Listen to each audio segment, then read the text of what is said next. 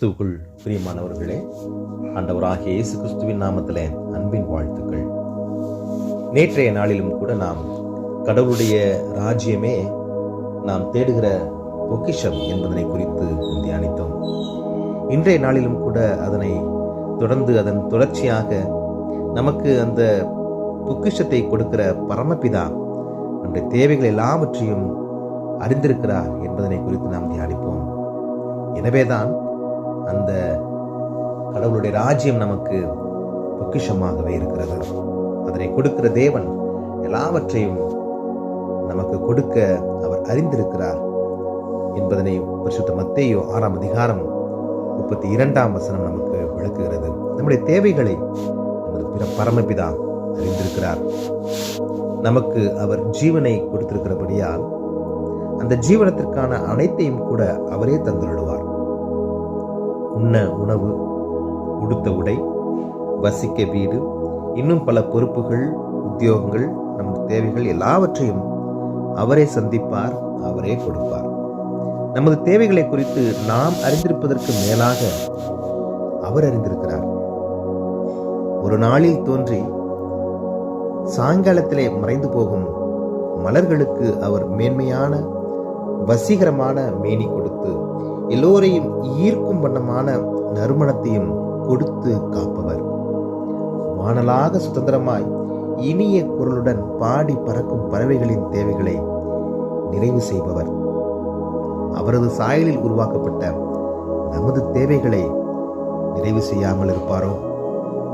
ஆனால் நமது தேவைகளை இவ்வுலக பிரகாரமாக தேடி அலைந்து அதற்கான நேரங்களை நாம் செலவழிப்பதிலே, கவலை கொள்வதிலே, அவரை தேடுவதற்கான காரியங்களை நாம் மறந்து விடுகிறோம்.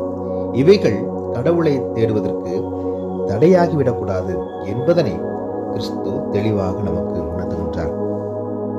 உலக பிரகாரமான காரணங்களினாலே, உலக பிரகாரமான காரியங்களினாலே ஏற்படும் கவலைகள் கடவுளை மறக்க செய்து எதிர்கால தூர தரிசனங்களை, தூர பார்வைகளை அவர் மீது வைப்பதற்கு தடைகளை உருவாக்கி விசுவாச வாழ்வை குறைக்க செய்து விடுகின்றது.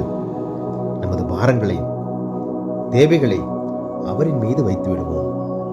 நீங்கள் பரமபிதாவிடம் வேண்டிக் கொள்வதற்கு முன்னமே உங்களது தேவை இன்னது என்பதனை அவர் அறிவார் என்பதனை மத்தேயு 6 அதிகாரம் 8 நமக்கு உணர்த்துகின்றது. நாம் வேண்டிக் கொள்வதற்கும் நினைப்பதற்கும் மிகவும் அதிகமாய் அவர் நமக்கு செய்ய வல்லவராய் இருக்கிறார். கூப்பிடும் முன்னமே நான் மறு உத்தரவு அருளுவேன் என்று ஏசாயா 65 அதிகாரம் 24 ஆண்டவர் கூறுகின்றார். நமது தேவைகளை நமது பெற்றோரிடம் நாம் வரிசைப்படுத்த வேண்டிய அவசியமில்லை. பிள்ளைகளுக்கான தேவைகளை பெற்றோர் அறிவர். அதற்கும் மேலாக பரமபிதா நாம் வேண்டிக் கொள்வதற்கு மேலாகவே அறிந்திருக்கிறார். பாத்திரம் நிரம்பி வழியும்படியான ஆசீர்வாதங்களை நமக்கு அருளுவார் என்பது அதிக நிச்சயம் அல்லவா? எனக்கு பிரியமானவர்களே, அது போன்ற கிருபைகளை நமக்கு அளிக்க பரமபிதா எல்லாவற்றையும் அறிந்திருக்கிறார். அவரிடத்திலே நம்மை நாம் ஒப்பு கொடுத்து கிருபைகளை பெற்றுக்கொள்ள தேவன் தாமே உதவி செய்வாராக. ஆண்டவரை நோக்கி நாம் பிரார்த்தனை செய்வோம். எங்கள் தேவைகளை அறிந்திருக்கிற எங்கள் அன்பின் கடவுளே, இந்த புதிய நாளுக்காய் நாங்கள் நன்றி செலுத்துகிறோம்.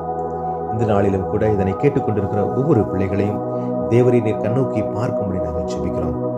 உண்மையே நம்பி, ஆண்டவரை உண்மையே விசுவாசித்து நம்பி இருக்கிற அந்த பிள்ளைகள் ஒருவரும் ஆண்டவரே வெட்கப்பட்டு போய்விடாதபடிக்கு கர்த்தர் தாமே நீர் உதவி செய்வீராக. அவர்கள் எண்ணங்கள், எதிர்பார்ப்புகள், தேவைகள், உள்ளத்தின் ஆழத்தில் இருக்கிற எல்லா விதமான ஆண்டவர் ஏக்கங்கள், பெருமூச்சுகள், ஜெபங்களை தேவன் தாமே நீர் வாய்க்க செய்து நன்மைகளை, கிருபைகளை உடைய பிள்ளைகள் வாழ்க்கையை பெற்றுக்கொள்ள, தெய்வீக சமாதானத்தை, சந்தோஷத்தை வாழ்க்கையை சுதந்திரத்துக் கொள்ள நீர் உதவி செய்யும்படியாய் இந்த நாளையும் கூட உடைய பிள்ளைகளுக்கு நீர் ஆசீர்வதித்துக் கொடுக்கும்படியாய் மீட்பெரும் இரட்சகரும் ஆகிய இறைமகன் இயேசுவின் வழி ஜெபிக்கிறோம் எங்கள் ஜீவனுள்ள